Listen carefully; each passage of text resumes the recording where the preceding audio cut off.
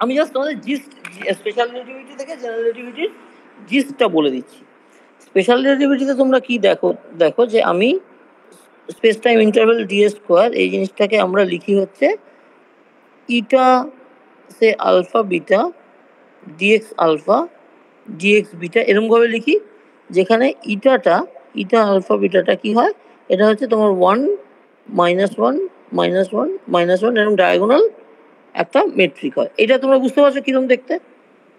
হ্যাঁ স্যার। তাই তো, মানে তোমার বেসিক্যালি 1 4/4 ম্যাট্রিক্স, তিনটে জিরো আর এখানে মাইনাস ডেল্টা আই যে এরকম থাকে, এইটা থাকে জিনিসটা। আচ্ছা, এবার এইটার জায়গায় জেনারেল রিলেটিভিটিতে কি হয়, কেন হয় এটা, এগুলো পরের কথা। এই ইটার জায়গায় আমরা জি আলফা বিটা হয়ে যায়, যেটা তোমার ওই এক্স মিউ অর্থাৎ স্পেস টাইম কোঅর্ডিনেট যে সিস্টেম থেকেই তুমি দেখছো স্পেস টাইম কোঅর্ডিনেটের ফাংশন হয়ে গেছে। এখানে জিটা কি, G alpha beta is a symmetric, symmetric তো হবে বুঝতেই পারছো, কারণ এই দুটো আছে মানে সিমেট্রিক ইন আলফা বিটা হতে হবে, symmetric but variable metric. It signifies curved space-time. বুঝতে পারলে? এই জিটা হচ্ছে ভেরিয়েবল কোয়ান্টিটি হয়ে গেল।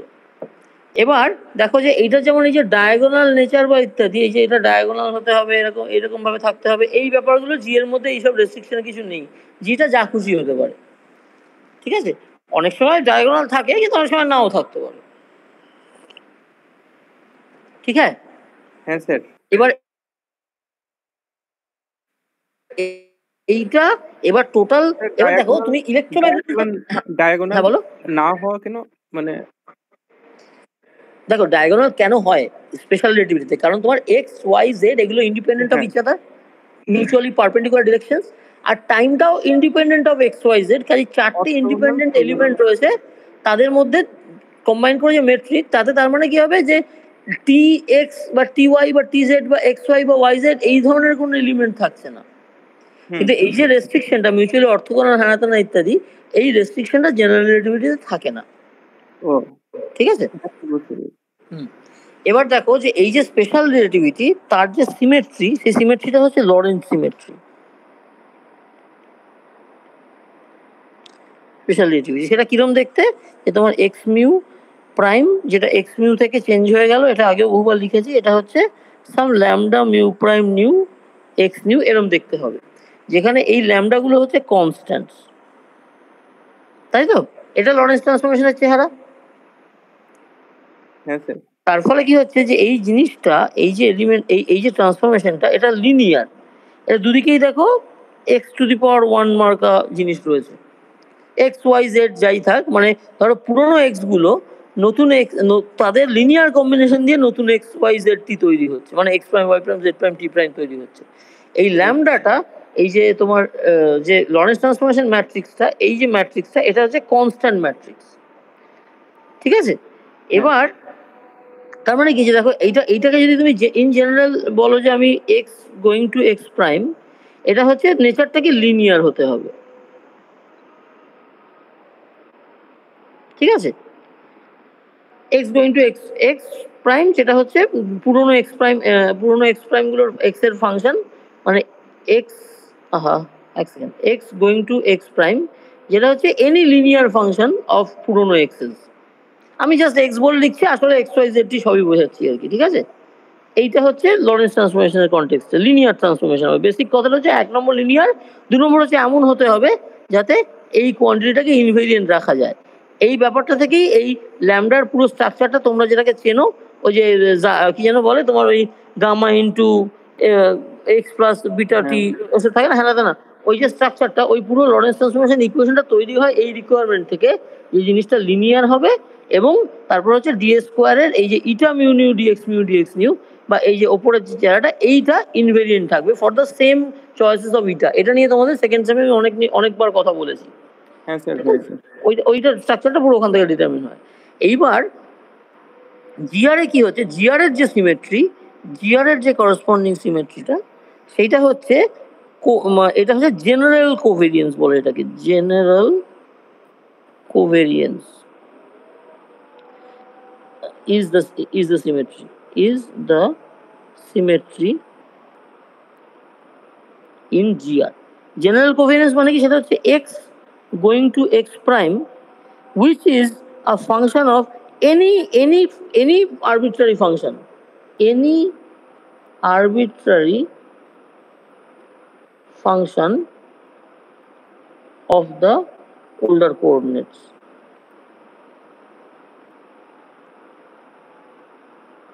বুঝতে পারলে? মানে এই যে ফাংশনাল ফর্মটা, সেটার উপর কোনো রেস্ট্রিকশন নেই, যা খুশি হতে পারে, শুধু ওয়েল বিহেভড হতে হবে। বুঝতে পারছো, ডেরিভেটিভ নেওয়া যাবে, কন্টিনিউয়াস হবে, হ্যানা তেনা, এইসব তো আছে যেগুলো ফিজিক্সে আমরা সবসময় অ্যাজিউম করবো যেগুলো আছে।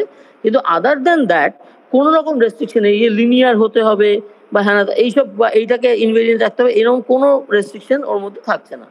যে কোনো ট্রান্সফরমেশন হতে পারে, x going to x prime which is any possible function of x. ঠিক আছে? হ্যাঁ স্যার, ঠিক আছে। তার মানে দেখো যে এর তুলনায় অনেক বেশি জেনারেল সিমেট্রি, এটা অনেক বড় সিমেট্রি গ্রুপ, মানে অনেক বেশি রকম পসিবিলিটিস আছে এর মধ্যে জেনারেল রিলেটিভিটিতে। ঠিক আছে? তার মানে জেনারেল রিলেটিভিটি থিওরিটা এমনভাবে স্ট্রাকচার্ড হবে যে তুমি তোমার কোঅর্ডিনেট সিস্টেমকে তুমি যা খুশি চেঞ্জ করো, তাতে তোমার থিওরি ল্যাগ্রাঞ্জিয়ান, হ্যামিল্টনিয়ান বা অ্যাকশন এসবের বদল হবে না। এই যে বদল হবে না, সেটাকেই বলে জেনারেল কোভেরিয়েন্স। বুঝতে পারলে? হ্যাঁ স্যার, বুঝতে পেরেছি।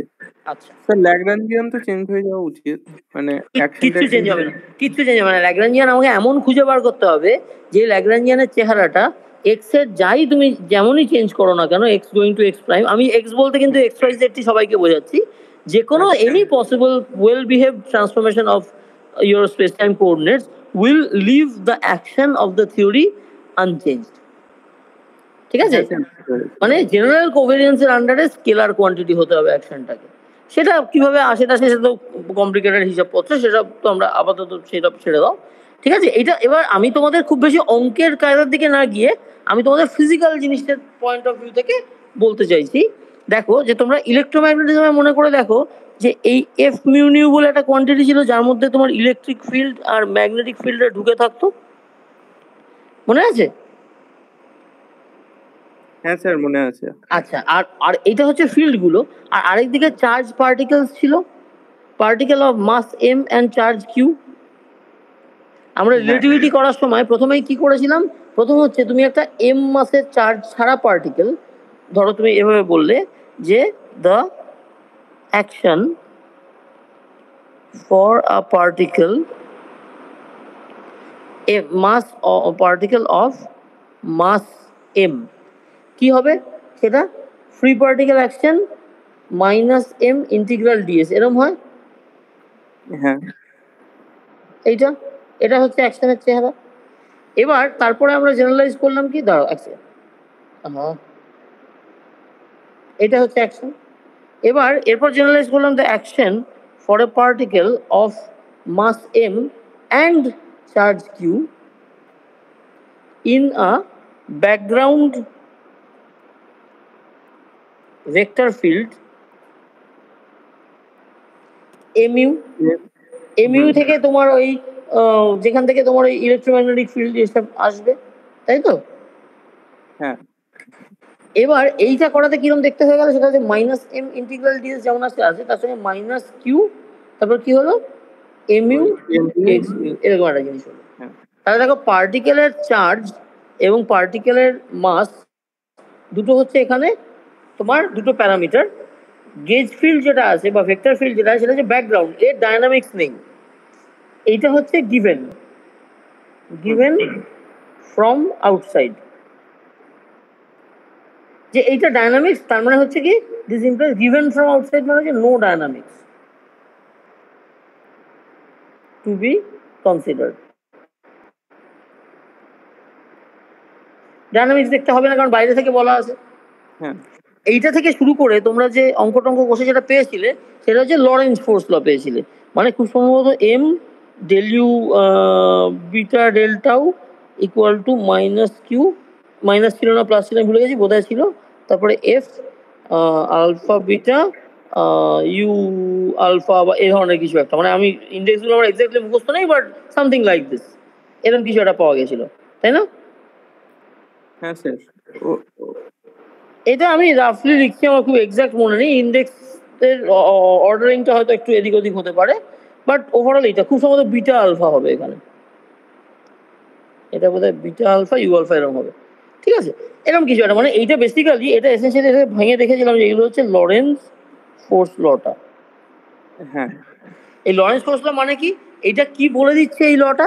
এই লটা বলে দিচ্ছে যে তোমার যদি গিভেন ব্যাকগ্রাউন্ড ইলেকট্রোম্যাগনেটিক ফিল্ড থাকে, তাহলে charge particle of charge Q and mass M ওয়ালা পার্টিকেলের কিরকম ভাবে তারা চলবে সেটা ঠিক করে দেবে এই ইকুয়েশনটা।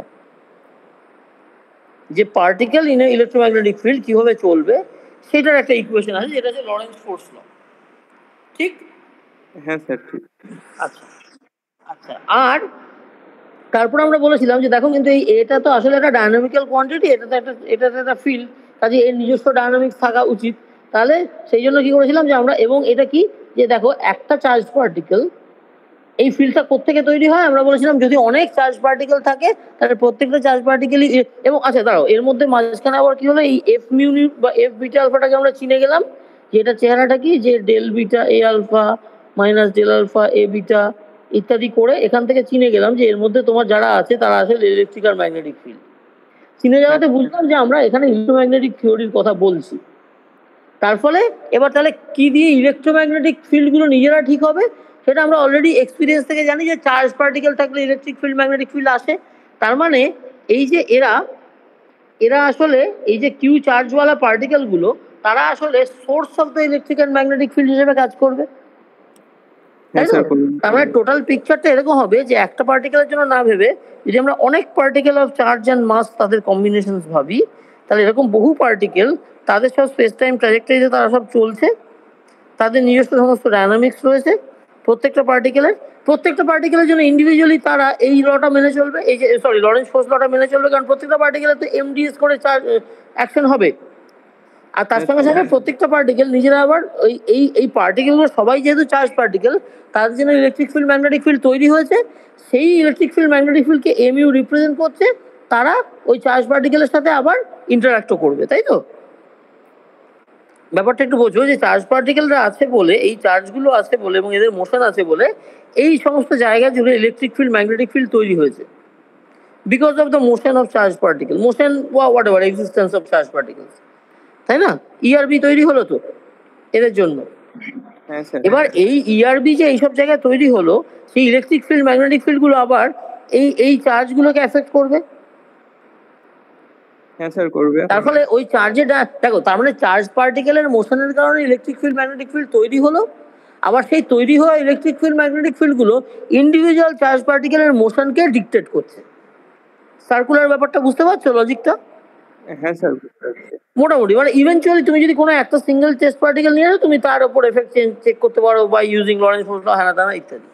তাহলে এই যে টোটাল গল্পটা, এবার তাহলে আমরা কি বুঝলাম, যে পার্টিকেলের ডায়নামিক্সটা তৈরি হচ্ছে ইআরবি থেকে, ইআরবি বলে দিচ্ছে কিভাবে মুভ করবে, কিন্তু তাদের মোশন দিয়েই তো আবার ঠিক হবে যে ইআরবি এর ভ্যালুগুলো কত হবে,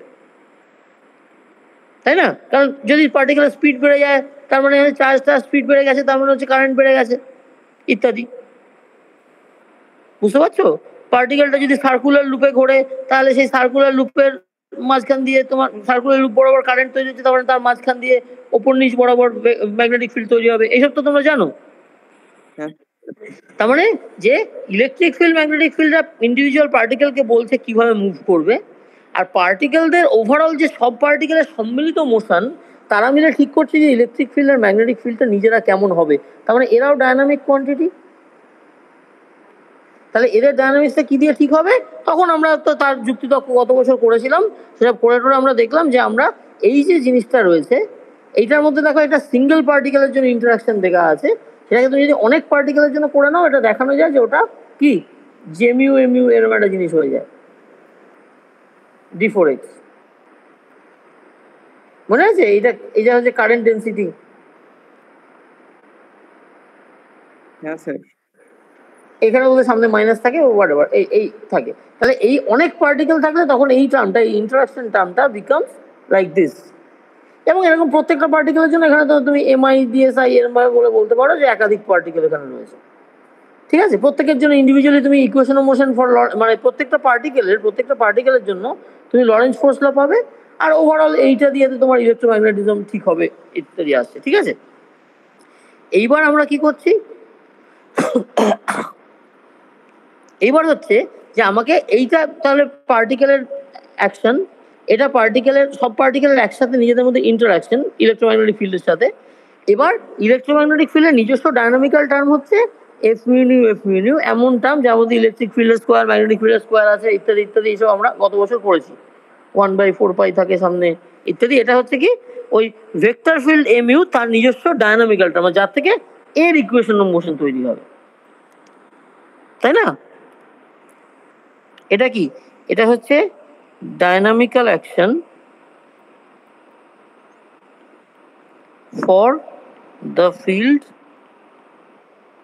এমইউ, তাই তো? হ্যাঁ স্যার। এটা থেকে এমইউর ইকুয়েশন অফ মোশন তৈরি হবে। এবার তাহলে দেখো সেই ইকুয়েশন অফ মোশন গুলো কিরকম আমরা পাই, এটা হচ্ছে del mu F mu nu equal to J nu, বোধহয় 4 পাই থাকে সামনে একটা কনস্ট্যান্ট। হ্যাঁ, এক সেকেন্ড, এরকম থাকে। এইটা হচ্ছে ম্যাক্সওয়েলস ইকুয়েশন। হ্যাঁ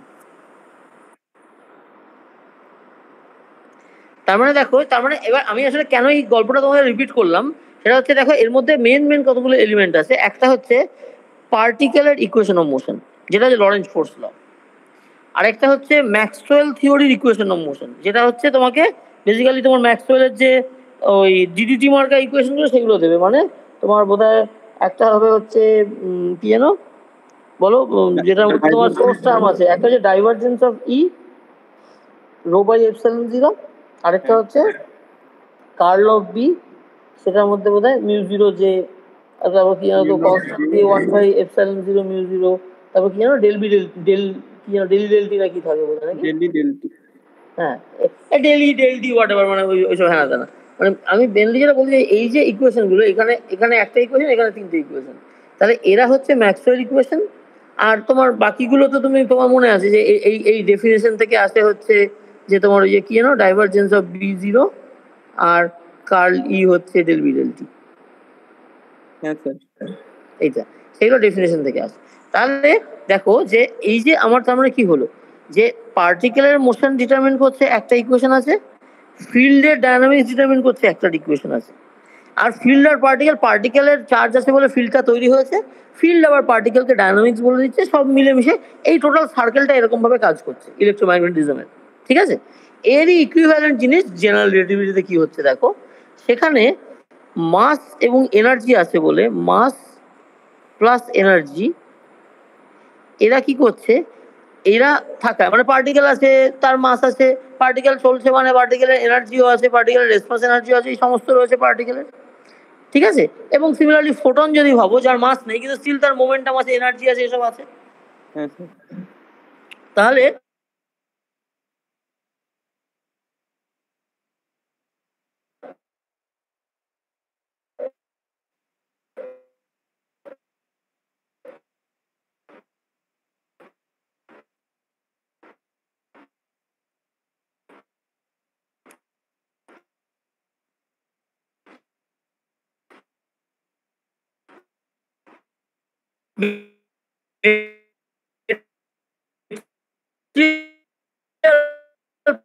পার্টিকেল দেখতে পাচ্ছ তো, এটা হচ্ছে তোমার, ধরো তুমি যদি স্পেস টাইমকে বলো যে আমি স্পেস টাইম কোঅর্ডিনেট শিখেছি, তাহলে সেই কোঅর্ডিনেটের স্ট্রাকচারটা এরকম দেখতে।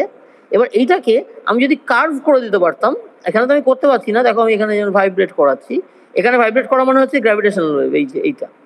কিন্তু ইন জেনারেল তোমার যদি এখানে ধরো তুমি যদি একটা মাস এলিমেন্ট বসিয়ে দাও, এখানে যদি মাস এবং এনার্জি এসব বসিয়ে দাও, এখানে ধরো এখানে আমি একটা মাস বসিয়ে দিয়েছি, তাহলে কি হবে, তোমার এই এই যে তোমার স্ট্রাকচারটা এটা বেন্ড হয়ে যাবে, বেন্ড হয়ে গিয়ে কিরকম দেখতে হবে সেটাকে আমি জাস্ট রাফলি এঁকে দেখাচ্ছি।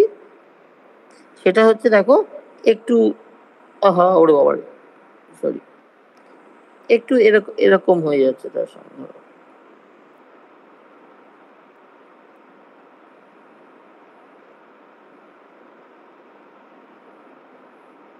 আস্তে আস্তে সোজা হয়ে যাবে। তুমি এর থেকে যত দূরে চলে যাবে আস্তে আস্তে বেন্ডিংটা কমে গিয়ে ধরো তুমি যখন অনেকটা দূরে চলে গেছো, এখানে যখন দেখছো সেখানে তোমার আবার সোজাই দেখতে পাবে। বুঝতে পারছো? মানে যেখানে মাসটা রয়েছে বা ধরো কোথাও যদি এনার্জি থাকে সেখানে স্পেস টাইমটা একটু কার্ভড হয়ে যাচ্ছে। এরকম একটা পিকচার আইনস্টাইন দিয়েছিল। এবং এখানে কি হচ্ছে দেখো, যেটা বলতে গিয়ে এসব কথা বললাম। এবার এই যে মাসিভ পার্টিকেল গুলো, ধরো যে পার্টিকেল গুলো এখানে, ধরো একটা কোনো পার্টিকেল, আমি ধরো নীল রং দিয়ে পার্টিকেলে আছি, পার্টিকেলটা যখন এখান দিয়ে আসছিল তখন স্ট্রেট লাইনে আসছিল, ওর উপর কোনো ফোর্স নেই, স্ট্রেট লাইনে আসছে, ঠিক আছে? এবার পার্টিকেলটা এখানেও কিন্তু সাপোজিটলি স্ট্রেট লাইনে যাবে, কারণ এখানেও ওর উপর কোনো ফোর্স নেই, কারণ এখানে গ্র্যাভিটিকে তো ফোর্স হিসেবে দেখছি না, আমি গ্র্যাভিটিকে কি দেখছি, কার্ভেচার অফ স্পেস টাইম হিসেবে। এই স্পেস টাইম বেন্ড হয়ে গেছে এইটা। কিন্তু মুশকিল হচ্ছে দেখো যে একটা, যেমন তুমি যদি একটা পাতার উপরে একটা পার্টিকেলকে চলতে বলো স্ট্রেট লাইনে চলবে, একটা পিঁপড়ে ধরো পাতার উপর দিয়ে চলছে, কিন্তু তুমি যদি বলো পিঁপড়েটাকে চায়ের কাপের উপর দিয়ে চলতে, তাহলে পিঁপড়েটাকে অটোমেটিক্যালি ও স্ট্রেটেস্ট পসিবল পাথটাও কার্ভড হবে, তাই না? একটা পিঁপড়ে যদি চায়ের কাপের একটা পাতার উপর দিয়ে হাঁটে তাহলে স্ট্রেট লাইনে যাচ্ছে ধরো, কিন্তু পিঁপড়ে যদি চায়ের কাপের গা দিয়ে হাঁটে তাহলে ওকে বেন্ড হতেই হবে, কারণ সার্ফেসটাই তো বেন্ড। তাই সেরকমই স্পেস টাইমটা নিজেই যদি বেন্ড হয়, সেখান থেকে তো স্ট্রেট পথে যাওয়া সম্ভব নয়। তাহলে যেখানে স্পেস টাইম বেন্ড সেখানে straightest possible path will be a bend curved path.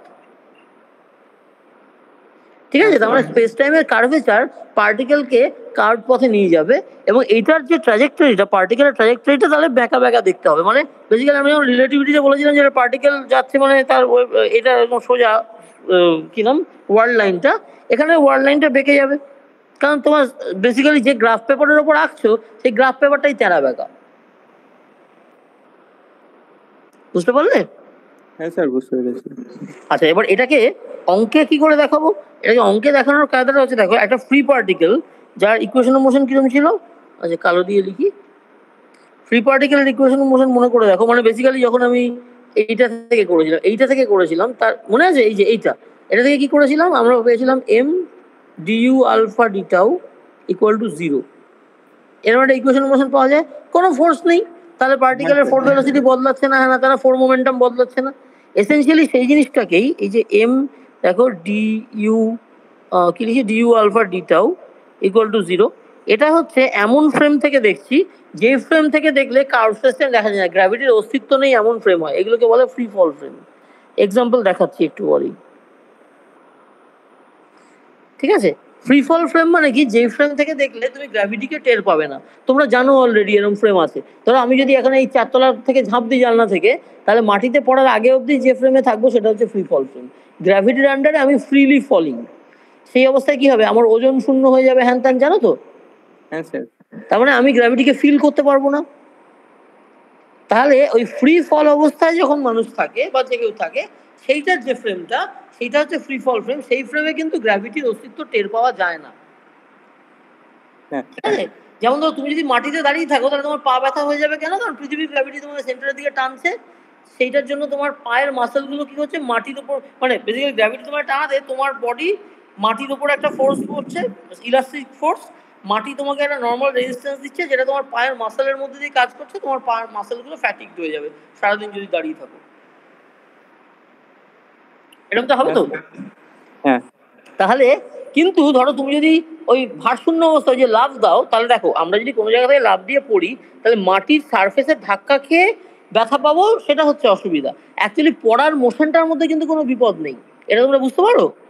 এই ঝাঁপ দিলে কিন্তু কিছু ক্ষতি নেই, দোষটা মাটি। বুঝতে পারছো? ধরো যদি এমন হতো যে মাটিটা নেই, ওই যে তোমরা 12-এর একটা অঙ্ক ছিল না, যে পৃথিবীর সেন্টার দিয়ে একটা টানেল যদি খুঁড়ে দেওয়ার, ধরো হিটটাকে কোনোভাবে ডিসিপেট করতে পারি, তাহলে তুমি অসিলেট করতে থাকবে। কারণ কি, তুমি এখান থেকে যখন পড়ছো গ্র্যাভিটি তোমাকে সেন্টারের দিকে টানছে, যখন এদিকে চলে যাচ্ছে তখন ওই টানটা উল্টো দিকে, ফলে এখানে তোমার অ্যাক্সিলারেশন কমে যাবে, আবার উল্টো দিকে যাবে, এই অসিলেশন। এবং এটা সাইড দিয়ে করলেও হবে। এই যে মোশনটা, তাহলে তুমি সারাক্ষণই ফ্রি ফলে আছো, এই মোশনে কিন্তু তুমি পৃথিবীর গ্র্যাভিটিকে টের পাবে না। গ্র্যাভিটিকে তখনই টের পাবে যখন তুমি একটা হার্ড সারফেসের উপর দাঁড়িয়ে আছো বা হার্ড সারফেসে বাড়ি খাচ্ছ। বুঝতে পারছো? এই যে তার মানে দেখো যে কেউ যখন ঝাঁপ দিয়ে পড়ে মারা যায় বা ব্যথা পায়, তখন সেখানে দোষটা অ্যাকচুয়ালি ইলেকট্রোম্যাগনেটিক ফোর্সের, যে তোমাকে এইখান দিয়ে এই মাটির মধ্যে দিয়ে ফুড়ে বেরিয়ে যেতে দিল না। গ্র্যাভিটির কিন্তু অ্যাবসলিউটলি কোনো দোষ ছিল না, গ্র্যাভিটি তোমাকে জাস্ট ফ্রি ফলে ফেলছিল। এবং ওই হার্ড সারফেসের মধ্যে দিয়ে পার হতে পারছো না কেন? Because of electromagnetic interaction of the atoms of your body and the hard surface. ঠিক আছে? তার ফলে আছড়ে পড়ে ব্যথা পাওয়ার দোষটা কিন্তু গ্র্যাভিটির একেবারেই ছিল না। গ্র্যাভিটি তোমাকে জাস্ট ফ্রিলি ফল করা ছিল। গ্র্যাভিটির এমন নেচার যে তুমি গ্র্যাভিটিকে টেরই পাবে না যদি তুমি গ্র্যাভিটি যেমন বলছে সেই পথে চলো। ঠিক আছে? যেমন তার একটা চেনা এক্সাম্পল দেখো, যে ধরো সূর্য পৃথিবীকে এত বিরাট ফোর্সে টানছে কিন্তু তুমি সূর্যের অ্যাট্রাকশন টের পাও না। তুমি পাও কি? না স্যার। পাও না কেন? কারণ পৃথিবীও সূর্যের দিকে যে পথে যে দিকে যেভাবে অ্যাক্সিলারেট করছে তুমিও সেই একইভাবে অ্যাক্সিলারেট করছো, তাই না? ওই যে যেটা বেসিক্যালি লিফটের দড়িটা কেটে দিলে তোমার যেমন লিফটের মধ্যে কি হবে, লিফটটাও যে অ্যাক্সিলারেশন নিচে পড়ছে তুমিও সেই অ্যাক্সিলারেশন নিচে পড়ছো, তাহলে তুমি লিফটের normal reaction of the lift floor তোমার পায়ের উপর কাজ করবে না। না। তারপরে তুমি গ্র্যাভিটি টের পাবে না, তোমার ওজন জিরো দেখাবে। ঠিক আছে? সেরকম যখন ধরো এই সূর্যের চারিদিকে পৃথিবী যখন ঘুরছে তখন কি হচ্ছে, সূর্য পৃথিবীকে সেন্টারের দিকে টানছে, তার ফলে পৃথিবীর দেখো ট্যানজেন্সিয়াল যে ভেলোসিটি ডিরেকশন এইটা একটু বাদে ভেলোসিটি ডিরেকশন এরকম হয়ে গেল, তার মানে change of the direction of the velocity দেখো সেন্টারের দিকে, তার মানে পৃথিবীর অ্যাক্সিলারেশনটা কিন্তু সেন্টারের দিকেই কাজ করছে। আমার আঁকাটা খুব ভালো হলো না, কিন্তু এসেনশিয়ালি ব্যাপারটা বুঝতে পারছো? হ্যাঁ স্যার। তুমি যদি উপর থেকে এরকম ভাবে সার্কেল এঁকে ভাবো তাহলে এরকম আর কি, ধরো এক মুহূর্তে ভেলোসিটি এরকম, পরের মুহূর্তে ভেলোসিটি এরকম, তাহলে চেঞ্জ অফ দ্য ভেলোসিটি ডিরেকশনটা হচ্ছে সেন্টারের দিকে। তার মানে acceleration is towards the centre. তার মানে পৃথিবী যে সূর্যের চারদিকে ঘুরছে এটা কিন্তু পৃথিবী সূর্যের দিকে ফ্রি ফলে রয়েছে, মানে সূর্যের সেন্টারের দিকে কনস্ট্যান্ট গ্র্যাভিটেশনাল অ্যাক্সিলারেশনে পৃথিবী রয়েছে, কিন্তু তার রেডিয়াস ডিস্টেন্সটা বদলাচ্ছে না, ভেলোসিটির বদল দিয়ে ওই অ্যাক্সিলারেশনটা আসছে, ভেলোসিটির ডিরেকশনের বদল দিয়ে। বুঝতে পারছো? হ্যাঁ স্যার। তাহলে এবং এই একই জিনিস তোমার উপরেও হচ্ছে। তার মানে পৃথিবী যে পরিমাণ সূর্যের দিকে অ্যাক্সিলারেট করছে প্রতি মুহূর্তে তুমিও সেই সমান পরিমাণ অ্যাক্সিলারেট করছো, কারণ পৃথিবী যেমন টার্ন হয়েছে তুমিও টার্ন হয়েছো। তার মানে তুমি এবং পৃথিবী এবং তোমার আশপাশে যারা রয়েছে সকলেই সূর্যের দিকে অ্যাকচুয়ালি ফ্রিলি ফলিং। সূর্যের সেন্টারের দিকে আমরা পড়ছি একটা কনস্ট্যান্ট অ্যাক্সিলারেশনে বা হোয়াট এভার অ্যাক্সিলারেশনে, সবাই সমান অ্যাক্সিলারেশনে পড়ছি, কিন্তু আমাদের ডিস্টেন্সটা সূর্য থেকে রাফলি চেঞ্জ হচ্ছে না, because we have a constant conserved angular momentum because of the central force of the nature, মানে central nature of the force. বুঝতে পারলে এই জায়গাটা টোটাল কথাটা কি বলতে চাইছি?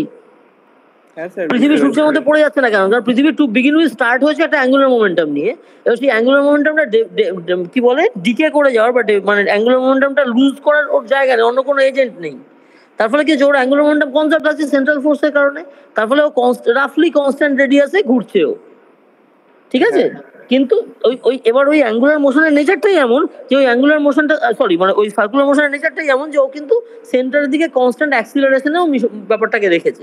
তার ফলে তুমি টেকনিক্যালি স্পিকিং পৃথিবী সূর্যের দিকে ফ্রিলি ফলিং রয়েছে, তার মানে পৃথিবী সূর্যের দিকে ফ্রিলি ফলিং, তুমিও ফ্রিলি ফলিং, সেই জন্য তুমি সূর্যের গ্র্যাভিটেশনাল অ্যাট্রাকশনটা ফিল করো না, পৃথিবীও ফিল করে না। বুঝতে পারলে? ধরো তোমার হাত ধরে টান মারলো, তুমি কোনো রেজিস্ট করলে না, তুমি সেই টানের দিকে মুভ করে গেলে, তাহলে কি তুমি ওই টানটা কিছু টের পাবে? তুমি টের পাবে কখন? যখন তুমি বলছো যে না আমি যাবো না বলে তুমি রেজিস্ট করছো, তখনই তো টানাটানিটা টের পাওয়া যায়, তাই না? হ্যাঁ স্যার। তাহলে এই হচ্ছে ফ্রি ফল ফ্রেম, যে ফ্রেম গ্র্যাভিটির আন্ডারে যারাই ফ্রিলি ফল করছে তারা সকলেই ফ্রি ফল ফ্রেম। তার মানে দেখো যে সূর্যের চারপাশে পৃথিবীর মোশন বা আমাদের মোশন, সেন্টার অফ দ্য গ্যালাক্সির চারপাশে সূর্যের মোশন, বা ধরো নিয়ার বাই নেক্সট যে গ্যালাক্সির দিকে আমাদের গ্যালাক্সির যে মোশন, এগুলো সবই কি গ্র্যাভিটির আন্ডারে ফ্রিলি মুভিং। এই গ্র্যাভিটির যে ফোর্সটা সারা বিশ্ব ব্রহ্মাণ্ডে কেউ কারো গ্র্যাভিটেশনাল পুলকে রেজিস্ট করে না, একমাত্র প্ল্যানেটের হার্ড সারফেসে যে মানুষ দাঁড়িয়ে আছে সেই প্ল্যানেটের গ্র্যাভিটেশনাল পুলটাকে প্ল্যানেটের হার্ড সারফেস মানুষের পায়ের উপর রেজিস্ট করে। বুঝতে পারছো? তারপরে তুমি পৃথিবীর গ্র্যাভিটেশনাল পুলটা টের পাও। হ্যাঁ স্যার। ক্লিয়ার হলো? তার ফলে তুমি পৃথিবীর ফ্রেমে পৃথিবীর গ্র্যাভিটেশনের আন্ডারে ফ্রি ফলে নেই, কিন্তু সূর্যের আন্ডারে ফ্রি ফলে আছো। ঠিক আছে? So as long as I am not talking about your motion with respect to earth, তুমি এবং আর্থ মিলে যে সিস্টেমটা সেটা সূর্যের দিকে ফ্রিলি ফলে আছো। ঠিক আছে? তাহলে এইরকম ধরনের ফ্রেমকে বলছে হচ্ছে ফ্রি ফল ফ্রেম, এবং সেই ফ্রেমে দেখো যেহেতু গ্র্যাভিটি নেই সেখানে স্পেশাল রিলেটিভিটির ল খাটবে। হ্যাঁ খাটবে। এবার যেই মুহূর্তে এরকম এই যে এই ধরো এদিকে সূর্য আর তুমি এই পৃথিবীর ওপর তুমি দাঁড়িয়ে আছো, এই পুরো মোশনটার এই যে মোশনটা এইটা হচ্ছে ফ্রি ফল মোশন, দেখা যাচ্ছে মোশনটা, এই মোশনটা। এইবার তুমি বললে যে ঠিক আছে কিন্তু আমি পৃথিবীর ওপর এই যেখানে দাঁড়িয়ে আছি এখানে আমি একটা ল্যাবরেটরি বানিয়ে সেখানে আমি গ্র্যাভিটির মেজারমেন্ট করছি, হেনাতেনা করছি, ইত্যাদি করছি, সে কি করবে? এটা কিন্তু দেখো পৃথিবীর রেসপেক্টে ফ্রি ফলে নেই। হ্যাঁ স্যার নেই তাই সার্ফেসের তো? হ্যাঁ, তাহলে তোমার ওই ওই এই যে এই ল্যাব বানিয়ে বা তুমি পৃথিবীর রেসপেক্টে যা করছো সেখানে তুমি পৃথিবীর গ্র্যাভিটি টের পাচ্ছ, মানে পৃথিবীর জন্য তোমার চারপাশে স্পেস টাইমে ওই speaking with respect to the gravitational field of earth তুমি একটা কার্ভ স্পেস টাইমে রয়েছো, কারণ তুমি গ্র্যাভিটিকে টের পাচ্ছ। বোঝা গেল? হ্যাঁ স্যার বোঝা গেল।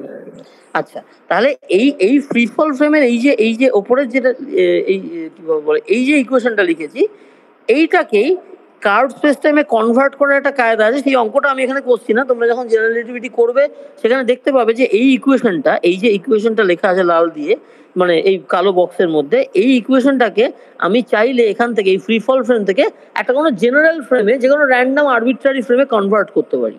যেই কনভার্ট করতে যাব সঙ্গে সঙ্গে দেখবে যে এইটা তোমার, তার মানে কি হলো, সেটা তো ফ্রি ফল ফ্রেম নয়, একটা অন্য র্যান্ডাম কোনো ফ্রেমে চলে যাচ্ছি। সেই ফ্রেম যেহেতু ফ্রি ফলে নেই, সেই ফ্রেম থেকে গ্র্যাভিটির অস্তিত্ব টের পাওয়া যাবে।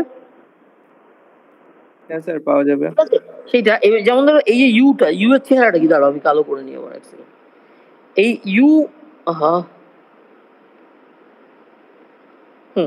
এই দেখো এই যে ইউ আলফা লিখেছি, এটা আসলে কি ডিএক্স আলফা ডিটাও তো, মনে আছে? Four velocity. তার মানে তোমার এই যে D U alpha d tau into M, সেটা আসলে M into D two X alpha d tau two equal to 0, এইটা। এবার তুমি যে এইখান থেকে এই ফ্রেম, এই এক্স ফ্রেম থেকে যদি তুমি কোনো একটা অন্য, সে ধরো এক্স প্রাইম ফ্রেমে কনভার্ট করো জিনিসটাকে, যেটা ফ্রি ফল না, যেটা আরবিট্রারি ফাংশন অফ এক্স, এই কনভার্সনটা হচ্ছে পার্শিয়াল ডেরিভেটিভের কায়দা দিয়ে করতে হবে। এটা যদি করো, আজকে এখন তোমাদের করার দরকার নেই, সেটা করলে দেখতে পাওয়া যায় যে জিনিসটা দেখতে হয়ে যাবে ডি টু এক্স প্রাইম, সে ধরো আমি আলফা দিয়ে লিখি, ডি টাউ টু প্লাস এরকম একটা জিনিস আসে, এটা কি সেটা তোমাদের আপাতত পরে বলছি।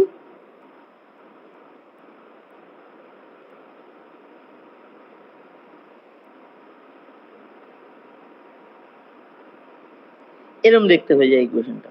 মাসটা ওভারঅল বাইরে ঘুরে যায়, মাস ছেড়ে দাও, মাস তো আমরা 0 দিয়ে ভেঙে যাচ্ছে।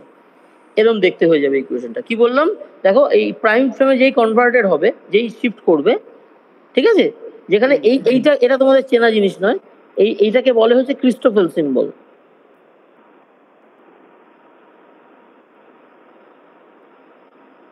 এইটার মধ্যে কি থাকে, এটার মধ্যে হচ্ছে তোমার ওই এক্স এর সঙ্গে এক্স প্রাইমের কি কানেকশন, সেইটা মার্কা কতগুলো ডেরিভেটিভ থাকে এর মধ্যে।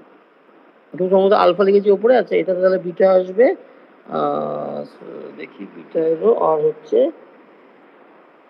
Del X beta del X gamma prime, এরকম ধরনের এরকম একটা জিনিস আসে। তার মানে দেখো, সমস্ত কোঅর্ডিনেট, প্রাইমড এবং আনপ্রাইমড কোঅর্ডিনেটের পার্শিয়াল ডেরিভেটিভের সাম সর্ট অফ একটা হচপচ, সেটা দিয়ে এই জিনিসটা তৈরি হয়, ক্রিস্টোফেল সিম্বলটা। ঠিক আছে? হ্যাঁ স্যার। এটা দেখতে একটু ভয় লাগছে তোমাদের, এটা করতে হবে না, কাজে ভয় পাওয়ার দরকার নেই। বেসিক্যালি কি হলো, তার মানে দেখো যে ফ্রি পার্টিকেলের যে ইকুয়েশন অফ মোশন ছিল, যে এইটা ছিল, সেটার জায়গায় সেটা বলতে কি, দেখো এই যে M D two X D, দেখো অনেকটা অ্যাক্সিলারেশনের মতো দেখতে তো, তাও যে প্রপার টাইমের রেসপেক্টে অ্যাক্সিলারেশন তো এটা পার্টিকেল, হ্যাঁ সেই অ্যাক্সিলারেশনটা কিন্তু এখানেও আছে প্রাইম ফ্রেমে, কিন্তু সেই অ্যাক্সিলারেশনটা ইকুয়াল টু 0 নয়, সেই অ্যাক্সিলারেশনটা equal to minus of this quantity. তার মানে এটা অনেকটা ফোর্সের মতো দেখতে লাগবে, হ্যাঁ তাই না? এইটাই হচ্ছে তোমার গ্র্যাভিটির, তোমার বলতে পারো যে গ্র্যাভিটেশনাল ফোর্সের টার্মটা,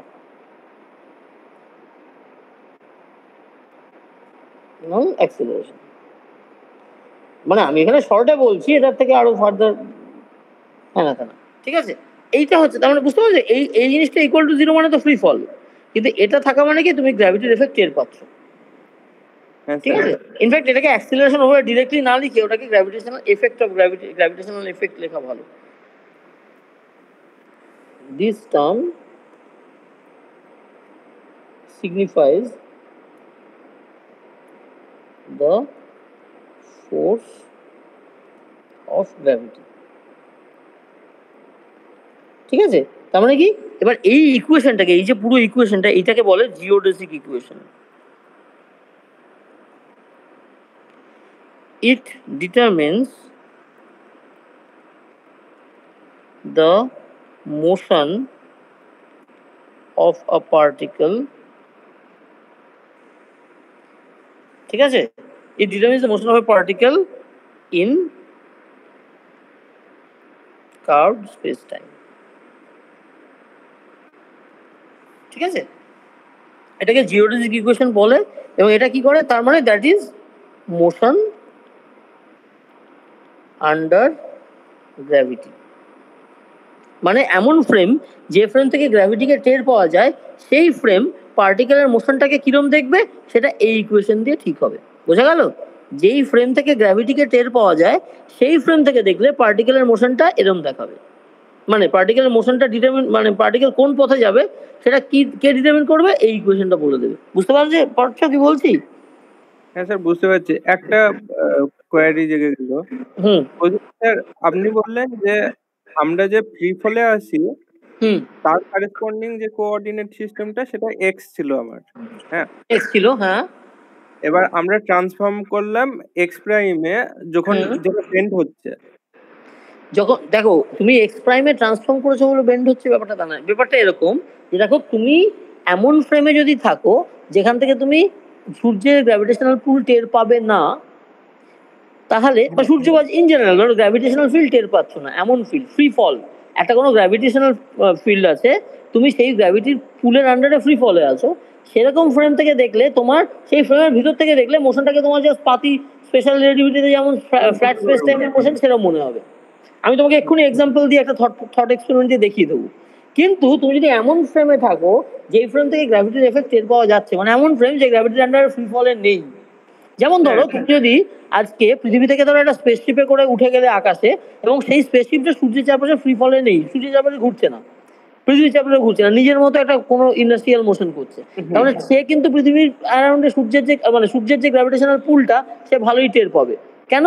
কারণ হচ্ছে কি, সে তো সূর্যের গ্র্যাভিটেশনাল পুলটাকে রেজিস্ট করছে, সে সূর্যের দিকে ফ্রি ফলে পড়ছে না তো না, তারপরে সে দেখবে যে সূর্য আছে বলে চারদিকে কার্ভ স্পেস টাইম, এবং সেই কার্ভ স্পেস টাইম দিয়ে পৃথিবী এবং আমরা সবাই মুভ করছি ইন এ কার্ভ পাথ।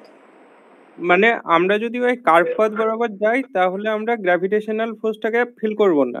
মানে সূর্য যে না দেখো, যে এক সেকেন্ড যে নিজে কার্ভ পাথে চলছে সে তো গ্র্যাভিটির আন্ডারে গ্র্যাভিটির ফ্রি ফলে রয়েছে, সে গ্র্যাভিটি যেমন বলছে সেরকম পথে যাচ্ছে, সে কিছু ফিল করবে না।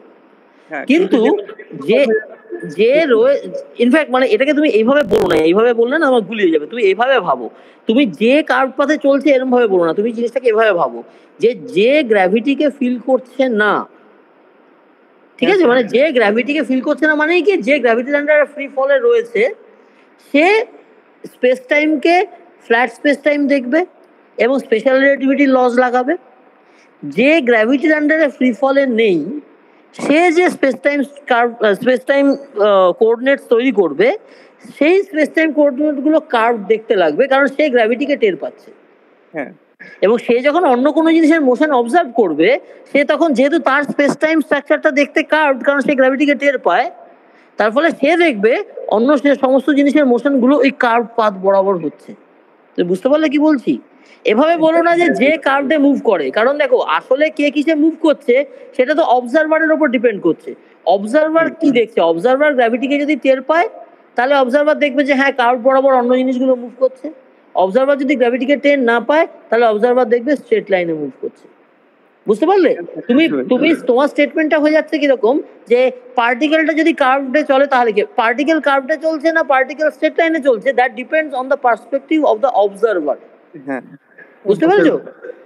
এইটা হচ্ছে, এইগুলো হচ্ছে জেনারেল রিলেটিভিটির বা স্পেশাল রিলেটিভিটির সারেল ডিফারেন্স, যে তুমি স্টেটমেন্টটা কিভাবে ফেলছো তার উপরে মানেটা বদলে যাবে। এটা ফিজিক্সের জেনারেল বক্তব্য, কিন্তু এইগুলো একটু কেয়ারফুলি আর কি। হ্যাঁ, এবার তোমাকে আমি এক্সাম্পলটা তোমাদের দেখাচ্ছি, দেখো। আচ্ছা, আমাদের দেবযানী আছে তো, না দেবযানী ঘুমিয়ে পড়লো? আচ্ছা, তুমি বুঝতে পারছো? আচ্ছা, এবার একটা আচ্ছা, এইটা আমি এই জিওলজিক নিয়ে একটু দু একটা কথা বলতে হবে, তার আগে এই থট এক্সপেরিমেন্টটা দেখো। ধরো থট এক্সপেরিমেন্টটা এরকম যে ধরো এই পৃথিবীর সারফেস আছে, এই সারফেসে দাঁড়িয়ে আমি একজন অবজারভার, আমি দেখছি দূরে কোথাও উঁচুতে কোথাও একটা লিফট দেওয়া আছে, একটা বড় সড়ো লিফট আর কি। ইনফ্যাক্ট আমার লিফটে ঝোলানোর পয়েন্টটা একটু বাজে দেখতে হয়ে গেল। লিফটটা ধরো এখান দিয়ে ঝুলছে, একটা প্ল্যাটফর্ম মার্কা জিনিস, আমি অনেক দূরে উঁচুতে আকাশে কোথাও একটা ঝুলিয়ে রেখেছি। এবার এখানে একজন অবজারভার আছে লিফটের ভিতরে, এখানে আরেকজন অবজারভার আছে, এবং এই অবজারভার ধরো লাইট পার্টিকেল একটা ফোটন সিগন্যাল, ফোটন বিম পাঠালো এই অবজারভারের দিকে, ঠিক আছে? এইটা হচ্ছে এক্সপেরিমেন্ট। এবার তাহলে ফোটনের পাথটা কিরকম হবে? ফোটনের পাথটাকে আমি এরকম তারাবাঁকা বিচ্ছিন্ন আগে জাস্ট স্ট্রেট লাইন দিয়ে দেখাচ্ছি। হ্যাঁ, ফোটনটা তাহলে কি পথে যাবে? ফোটনটাকে, আচ্ছা এই অবস্থায় মানে এর এর হাতে একটা টর্চ আছে আর কি, ইচ্ছা করলে ফোটন পাঠাতে পারে, আর এর হাতে একটা রিসিভার আছে, ও রিসিভ করতে পারে, ঠিক আছে? এবার এই অবস্থায় আমি কি করলাম, এই যেখান দিয়ে ঝোলানো ছিল এটা কেটে দিলাম, দড়িটা কেটে দিলাম। তাহলে এবার এটা গ্র্যাভিটেশনাল অ্যাক্সিলারেশনে, পৃথিবীর গ্র্যাভিটেশনাল অ্যাক্সিলারেশনে পড়তে শুরু করলো। বুঝতে পারছো? হ্যাঁ স্যার। আচ্ছা, এই যে পড়তে শুরু করলো, ফ্রিলি পড়ছে, তাই তো? ফ্রিলি ফলিং আন্ডার আর্থ গ্র্যাভিটি। তাহলে এইবার ফ্রিলি ফলিং মানে এর ভিতরে কি নো গ্র্যাভিটি? বুঝতে পারলে? এই যে দেখো আমি দড়িটা কেটে দিয়েছি, তাহলে এটা কি হচ্ছে, জি অ্যাক্সিলারেশনে ফ্রিলি ফলিং। এবার দেখো এই যে আমি ভিতরে নো গ্র্যাভিটি, এই যে ভিতর বাইরে, এই কথাগুলো একটু সুপারফিশিয়াল কথা, মানে বেসিক্যালি এদের অবজারভেশন অনুযায়ী যে এরা যে স্পেস টাইম কোঅর্ডিনেট স্ট্রাকচার তৈরি করবে, সেই কোঅর্ডিনেট স্ট্রাকচারটা ফ্ল্যাট স্পেস টাইমের মতো হবে। তার মানে এই না যে এই লিফটের মধ্যে গ্র্যাভিটি নেই আর লিফটের বাইরে গ্র্যাভিটি আছে, ব্যাপারটা কিন্তু ঠিক লিফটের ঘরের মধ্যে ঘরের বাইরের প্রশ্ন নয়। কথাটা হচ্ছে what this guys will observe, ঠিক আছে? ওরা লিফটের বাইরেটাকেও নো গ্র্যাভিটি দেখবে, ওরা পুরো বিশ্ব ব্রহ্মাণ্ডকে নো গ্র্যাভিটি দেখবে, কারণ ওরা ফ্রি ফলে আছে। বুঝতে পারলে? মানে এখানে বিশ্ব ব্রহ্মাণ্ড বলতে আমি পৃথিবী আর লিফট আর এই লোক দুটো এগুলোর কথা বলছি, সারা দুনিয়া আর প্ল্যানেটের কথা বলছি না। পৃথিবীর গ্র্যাভিটির আন্ডারে ফ্রিলি ফলিং, ধরো আর দুনিয়াতে আর কিছু নেই, এই পৃথিবী আছে আর এই লিফট আছে আর এই তিনটে লোক আছে সারা বিশ্বে। তাহলে এই ভিতরের লোকগুলো সারা বিশ্বকে ফ্ল্যাট দেখবে, কারণ ওরা ফ্রি ফল আন্ডার গ্র্যাভিটিতে আছে। বোঝা গেল? হ্যাঁ স্যার, বোঝা গেল। তাহলে এরা বলবে যে law of relativity, law of special relativity, physics remains same in all inertial frame, light travels in a straight line with the maximum possible light speed ইত্যাদি। স্পেশাল রিলেটিভিটির নিয়ম এরা খাটাবে, এবং সেই নিয়ম কি বলে? সেই নিয়ম বলে, এবং এক্সপেরিমেন্টলেও আমরা দেখেছি যে লাইট স্ট্রেট লাইনে একটা পথ থেকে আরেকটা পথে চলে যাবে, একজনের থেকে আরেকজনের দিকে স্ট্রেট লাইনে যাবে। Special relativity, light goes in a straight line, ঠিক তো? হ্যাঁ স্যার। আচ্ছা, এবার খেয়াল করো যে এই লিফটটা কিন্তু, তার মানে এই কথাটা কিন্তু অবজেক্টিভলি ট্রু যে এই লোকটা লাইট পাঠালো আর এই লোকটা রিসিভ করলো, এই ব্যাপারটা কিন্তু বদলাবে না। এই যে লাইট পাঠানো আর লাইট রিসিভ হওয়া, এ পাঠিয়েছে আর ও রিসিভ করেছে, এই ব্যাপারটা ট্রু থাকবে সবসময়, যে কোনো অবজারভার যাই বলুক। এ লাইট পাঠিয়েছে আর এ লাইট রিসিভ করেছে, এই ফ্যাক্টটা তো অবজেক্টিভ ফ্যাক্ট, তাই না? মানে এমন তো হতে পারে না যে ধরো আমি চুল কেটে এলাম, আমি বললাম যে অমুক অবজারভার বলছে চুল কেটেছি আর তমুক অবজারভার বলছে চুল কাটিনি, এই কথাটা তো বলতে হবে না। একটা ঘটনা তো, মানে এই লাইট বের করেছে আর ও লাইট রিসিভ করেছে, এই রিসিভ করা বের করা এই ফ্যাক্টগুলো তো হচ্ছে অবজেক্টিভ, অবজেক্টিভ ফ্যাক্ট, এগুলো সবাইকেই রাজি হতে হবে, এইটা কিন্তু ঘটনাটা ঘটেছে, ঠিক আছে? তাহলে এবার এই ব্যাপারটাকে সেম রেখে খেয়াল করো যে এই পৃথিবীতে দাঁড়ানো লোকটা কি দেখছে। যখন লাইটটা এদিক থেকে বেরোতে শুরু করলো, আমি লাল দিয়ে এবার বলি, যখন লাইটটা বেরোতে শুরু করলো, এক সেকেন্ড, এটা কল আসছে দেখি, এক সেকেন্ড একটু হবে। হ্যালো, হ্যাঁ হ্যাঁ সবাই বলো, হ্যাঁ বলো, চট করে একটু বলো, আমি ক্লাসের মধ্যে গো।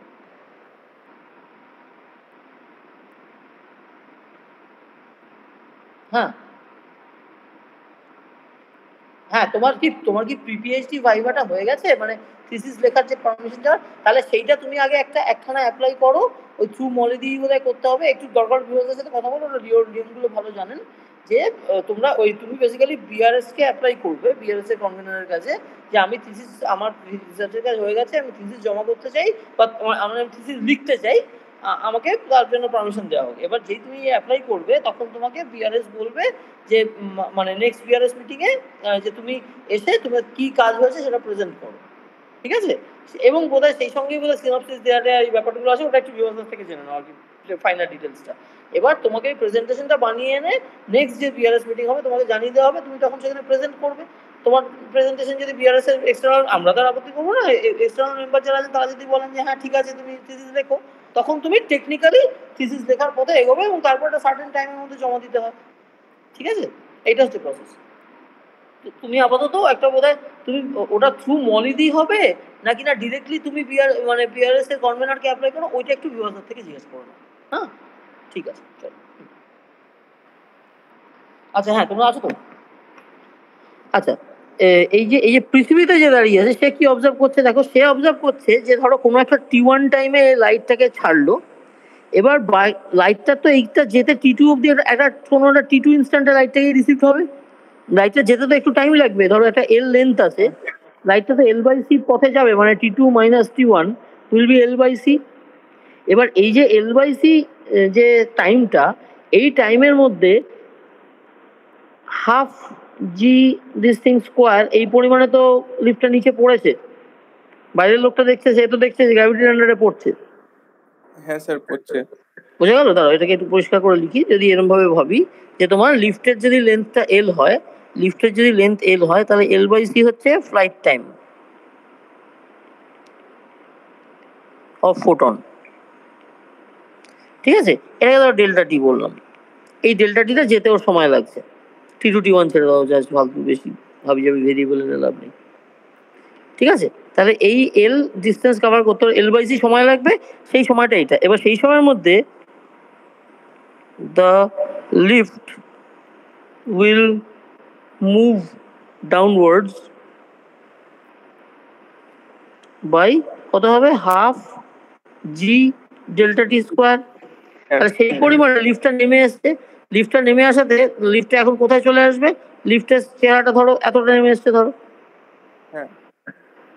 আমি ইনফ্যাক্ট এটাকে নীল দিয়ে বলি, লিফটটা এখানে চলে এসছে। এবার লোকটা তো লিফটের সঙ্গে লোকরাও তো নেমে এসছে, তাহলে এ ছেড়েছিল যখন লিফটটা এখানে ছিল, খেয়াল করো, আর রিসিভড হচ্ছে যখন তখন এখানে। তার মানে পৃথিবীতে দাঁড়ানো লোকটা বলবে ফোটনটা এই পথে যায়নি, ফোটনটা এই পথে গেছে। তার মানে যে যার কাছে গ্র্যাভিটির অস্তিত্ব আছে সে দেখবে যে ফোটনটা একটা কার্ভড পথে চললো, because of the gravitational field the ফোটনের মোশনটা বেন্ট পথে হলো।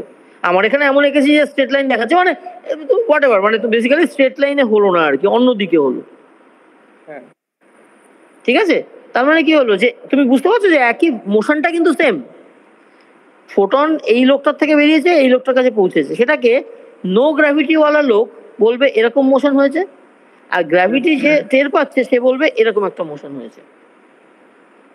এবং বুঝতে পারছি আমার আঁকাটা ভালো হয়নি, এই হাফ জি স্কোয়ার নেমে যাওয়ার জন্য কি করতে হবে, ওর বেসিক্যালি প্যারাবোলিক পাথ হতে হবে, ঠিক আছে? তাহলে দেখো ফোটনের কিন্তু কোনো মাস ছিল না, স্পেশাল রিলেটিভিটি ল লাগাবো ফ্রি ফল ফ্রেমে, আর যেখানে ফ্রি ফল ফ্রেম নয় সেখানে গ্র্যাভিটি থাকলে যা হবে সেসব লাগাবো।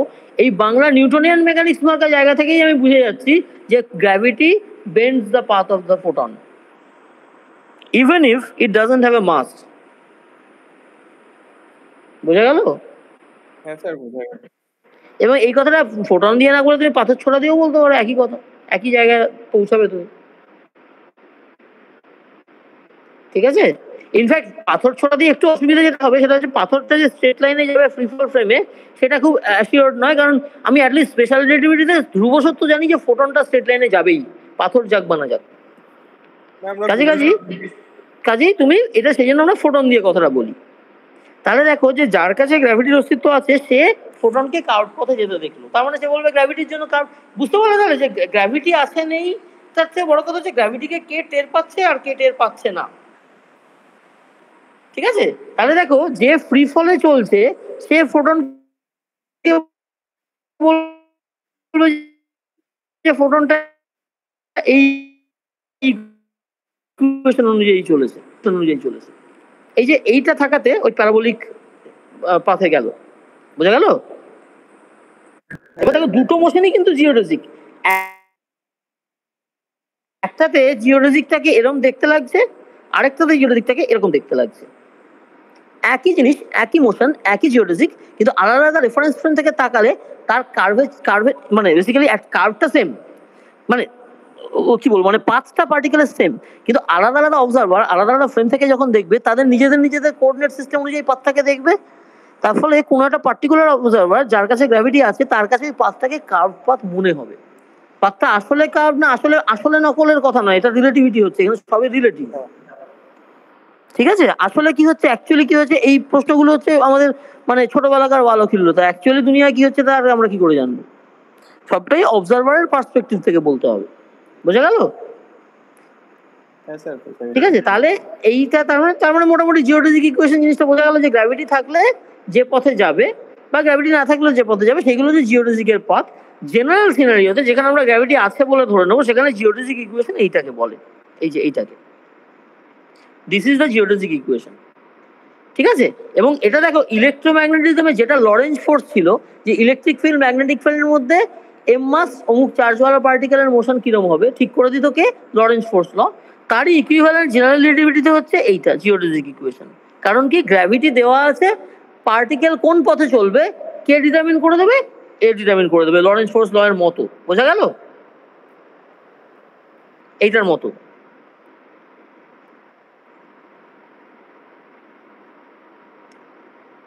বুঝতে পারছো? স্যার একদম লাস্ট লাইনটা একটু রিপিট করবেন? হ্যাঁ, আমি বলছি দেখো যে, আচ্ছা আমি লিখেই দিই।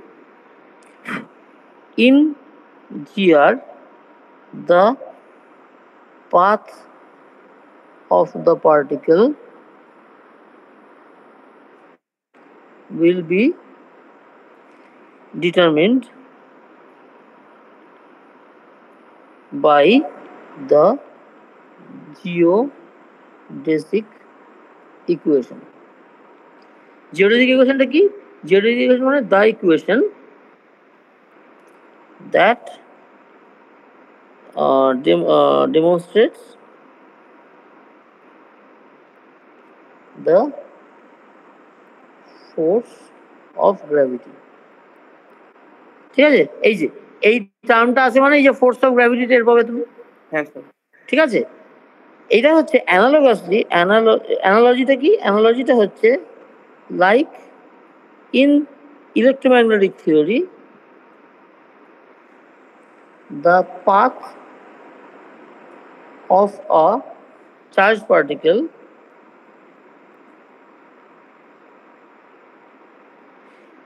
like in electromagnetic theory the path of a charged particle is determined by the Lorentz force law.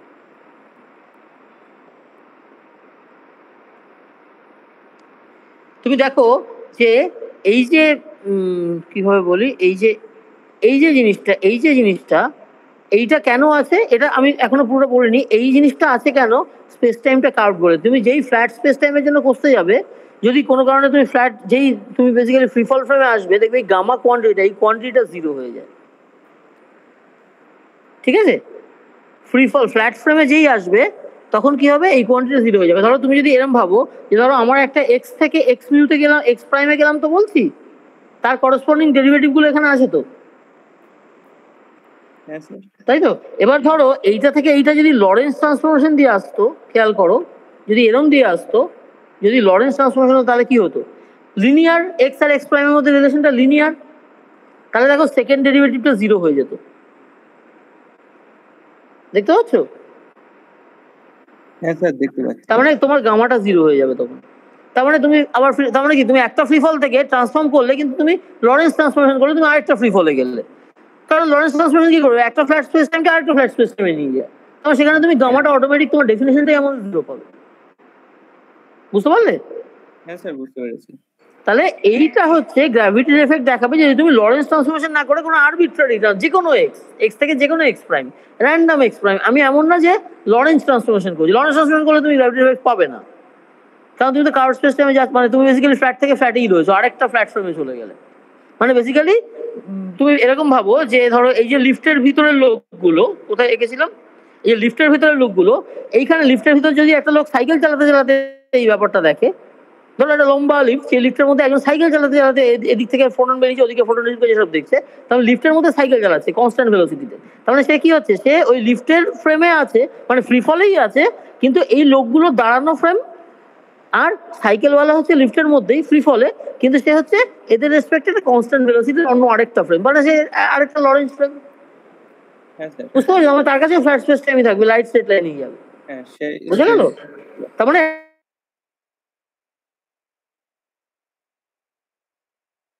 Constant রেটে, তাহলে এরা সবাই হচ্ছে ফ্ল্যাট ফ্রেম। ঠিক আছে, তাহলে বোঝা গেল এইসব। তার মানে কি, যেমন ওদিকে ইলেকট্রোম্যাগনেটিজমে লরেন্স ফোর্স ল ডিটারমিন করে যে ইলেকট্রিক ফিল্ড ম্যাগনেটিক ফিল্ড থাকলে পার্টিকেল, চার্জ পার্টিকেল তার মধ্যে দিয়ে কিভাবে যাবে, সেরকম গ্র্যাভিটির কনটেক্সটে জিওডেসিক ইকুয়েশন ঠিক করে দেয় যে কার্ভ স্পেস টাইম হলে যদি গ্র্যাভিটি থাকে তাহলে পার্টিকেল কোন পথে যাবে। বোঝা গেল? এটা হচ্ছে 1 নম্বর ইকুইভ্যালেন্সের কথা, মানে ইকুইভ্যালেন্ট মানে অ্যানালজি, তোমার চেনা একটা জিনিসকে জিওর এর সঙ্গে রিলেট করছি আর কি। বুঝতে পেরেছো? হ্যাঁ স্যার, বুঝতে পেরেছি। আচ্ছা, আর এবার দ্বিতীয় নম্বর কথা কি? দ্বিতীয় কথা হচ্ছে ওই যে ম্যাক্সওয়েল ইকুয়েশনটা ছিল, কিভাবে এসেছিল? এই যে চার্জ পার্টিকেলরা তাদের নিজেদের এক্সিস্টেন্সের কারণে এবং মোশনের কারণে ইলেকট্রিক ফিল্ড ম্যাগনেটিক ফিল্ড তৈরি করতো। সেই একই কায়দায় মাসিভ পার্টিকেলস যদি প্রচুর পরিমাণে থাকে বা এনার্জি যদি এক জায়গায় অনেকটা কনসেন্ট্রেট থাকে, তাহলে তারা মিলে আবার কার্ভেচার স্পেস টাইমটা তৈরি করবে। এই যে স্পেস টাইমটা কেন কার্ভ হবে বা হ্যাঁ হবে, এই যে এখানে কেন কেন কার্ভ দেখলো, এখানে পৃথিবী বসে আছে, পৃথিবী একটা heavily massive body which is imparting gravitational field, তাই না? তার পৃথিবী আছে বলে তো গ্র্যাভিটেশনাল ফিল্ডটা আছে। এখানে যদি পৃথিবী না থাকতো তাহলে তো এও একটা ফ্রি ফল ফ্রেম হতো। বুঝতে পারছো? তাহলে ম্যাটার আছে বা সে এমন হতে পারে যে এনার্জি আছে, তার জন্য গ্র্যাভিটেশনাল ফিল্ডটা তৈরি হচ্ছে। সেই গ্র্যাভিটেশনাল ফিল্ড বলে দেবে যে অন্যান্য ম্যাটার সেই ফিল্ডের মধ্যে দিয়ে কিভাবে যাবে না যাবে। ঠিক আছে, বোঝা গেল কি বললাম? হ্যাঁ স্যার, এই হচ্ছে ব্যাপার। এবার এটাকেই আরেকভাবে বলা যায়, আরেকভাবে এই দেখো যে ধরো এই একটা কার্ভ লাইন, ঠিক আছে? আমরা কেন কার্ভ স্পেস টাইম বলছি, দেখো এই যে কার্ভ লাইন, এবার কার্ভ লাইনে যদি তুমি একটা ছোট টুকরো নাও, এটা কি? এটা হচ্ছে স্ট্রেট লাইন, তাই তো? তার কারণ কি, যে কোনো পয়েন্টের ট্যানজেন্ট রাখলে সেই ট্যানজেন্টটা একটু দূর অব্দি জাস্ট একটা ফ্ল্যাট জায়গাকে দেখাবে। কার্ভ সারফেসের ক্ষেত্রে কথাটা সত্যি, যেটা ছোট প্যাচ যদি নাও সেখানটা স্ট্রেট লাইনের মতো দেখাবে, মানে ফ্ল্যাট হবে। তার মানে দেখো কার্ভ সারফেসের ছোট টুকরো, ছোট সেগমেন্টকে তোমার ফ্ল্যাট সারফেস মনে হয়, ঠিক? এটা কেন? কারণ দেখো তুমি যেতটুকু জায়গার মধ্যে দেখছো ততটুকুর মধ্যে কার্ভেচারের কোনো চেঞ্জ হয়নি, ফলে তোমার ফ্ল্যাট মনে হচ্ছে। কিন্তু তুমি যদি অনেকটা জায়গা জুড়ে করো সেখানে তুমি কার্ভেচারটা টের পাবে। এই যে এরকম কার্ভ দেখতে পাচ্ছ, যেমন পৃথিবীর ওপরে একটা ফুটবল মাঠকে flat space time, flat space মনে হয়। আমি জাস্ট তোমাদের স্পিয়ারের এক্সাম্পল দিয়ে বলছি আর কি, যে একটা ধরো ফুটবল মাঠ, তার উপরে সার্ফেসটাকে ফ্ল্যাট সার্ফেস, সেখানে তো আমরা ফুটবল খেলছি, ক্রিকেট খেলছি, ফ্ল্যাট সার্ফেস। কিন্তু তুমি যদি একটু প্লেনে করে একটু আকাশে উপরে ওঠো, তখন তুমি দেখবে হরিজনটাকে, যেটা তুমি মাঠে দাঁড়িয়ে হরিজনটাকে স্ট্রেট লাইন মনে হয়, কিন্তু তুমি যদি একটু প্লেনে উঠে একটু উঁচু থেকে একটু বিগার পার্সপেক্টিভ, একটু বড় জায়গাকে একসাথে দেখো, তখন দেখবে তোমার হরিজনটাকে একটু এরকম মনে হবে। এটা যদি প্লেনে কখনো ওঠো বা যদি উঠে থাকো তাহলে তোমরা জানো। বুঝতে পারছো? মাটিতে দাঁড়িয়ে বেশি মনে হয় না, কারণ মাটিতে দাঁড়িয়ে আমাদের যা ভিশন থাকে, লাইন অফ সাইট থাকে, সেটা খুব ছোট জায়গাকে আমরা কভার করতে পারি। তুমি প্লেনে টেনে উঠলে কি হয়, তোমার পার্সপেক্টিভটা একটু বদলে যায়, আর তুমি কম্পারেটিভলি লার্জার এরিয়াকে কভার করতে পারছো, তার ফলে সেখানে তুমি কার্ভেচারটা অ্যাকচুয়ালি চোখে পড়ে, দেখতে পাওয়া যায় আরামসে। ঠিক আছে? হ্যাঁ বলো। তার মানে একটা বড় এরিয়াকে যেই তুমি ইনকর্পোরেট করবে, তখন তুমি কার্ভেচারটা বেশি টের পাবে।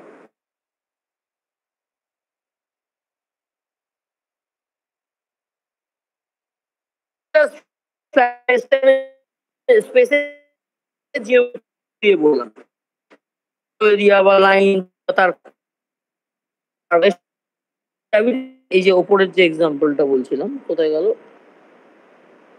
এই যে এক্সাম্পলটা বলছিলাম, এই এক্সাম্পলটাই ভাবো যে আমার যদি লিফটটা আরো বড় হয়, ধরো লিফটটা আমার খুব লম্বা একটা লিফট, এরকম এত বড় লিফট, ঠিক আছে?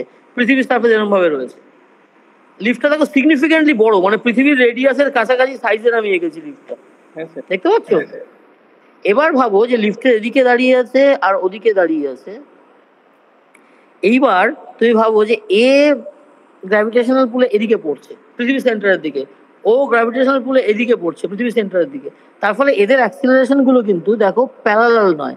আমি আগের বার আসছিলাম জিটাকে নিচের দিকে, যে লিফটও এদিকে পড়ছে, লোকগুলো ওরম ভাবে পড়ছে, কিন্তু আসলে রিয়েলিটিতে তোমরা যদি লিফটটা একটু বড় করো, তখন কি হবে, যেটা প্যারালাল মনে হচ্ছিল সেটা আসলে দেখবে প্যারালাল না, তাহলে সামান্য একটু মানে অ্যাঙ্গেল রয়েছে। বুঝতে পারছো? কিন্তু স্যার ওরা তো একই সারফেসে আছে। না না একই সারফেসে থাক, কিন্তু এইটা যখন পড়বে গ্র্যাভিটেশনাল পুলটা কোন দিকে, লিফটের ওপরেও তো তাই, লিফটের ওপরেও তো এখানে এই সাইডটা এদিকে, এই সাইডটা এদিকে। এই যে ওপরের যে আর্গুমেন্টটা বললাম যে গ্র্যাভিটিকে টের পাবে না, কখন টের পাবে না, যখন লোক দুটোর ওপর যা অ্যাক্সিলারেশন আর লিফটের ওপর যে অ্যাক্সিলারেশন, সবকটা অ্যাক্সিলারেশন সমান। দেখো একটাই free fall, same constant acceleration, মানে সবার ওপর সেম অ্যাক্সিলারেশন, তখন টের পাবে না যখন লিফটের বডিটা খুব বেশি বড় নয় with respect to the surface of earth. কারণ বেসিক্যালি দেখো তুমি যদি এরকম ভাবো যে এই লিফটটা যদি এইটুকু হতো, তার উপর সেন্টারের দিকে অ্যাট্রাকশন এইটার এরকম, এগুলো সামান্য আছে ডিফারেন্স, কিন্তু তুমি নিয়ারলি টের পাবে না। হ্যাঁ স্যার বুঝতে পেরেছি। বুঝতে পেরেছো? কিন্তু কিন্তু যদি ওই রকম